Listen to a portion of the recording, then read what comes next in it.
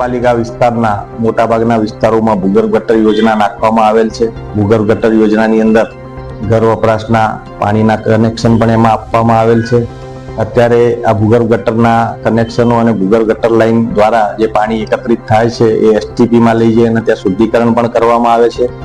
સાથે સાથે prohibition of employment and manual scavengers and rehabilitation act હેઠળ માણસો દ્વારા ગટર સફાઈ અથવા તો ગટરની જે મેન હોલ હોય એમાં ઉતારવા ઉપર પ્રતિબંધ છે.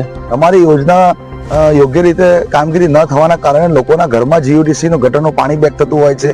જ્યારે તમે વરસાદની કહી શકાય કે ભારે વરસાદ હોય છે ત્યારે સોસાયટીઓના અંદર અને નીચાણવાળા વિસ્તારોના અંદર પાણી ભરાતું હોય છે, તો પાણીના નિકાલ માટેની પણ નગરપાલિકા દ્વારા કોઈ વ્યવસ્થા કરવામાં આવેલી નથી. કાંસો પર દબાણ, કાંસોની યોગ્ય રીતે સફાઈ ન થવી, આ ઘણા બધા મુદ્દા છે.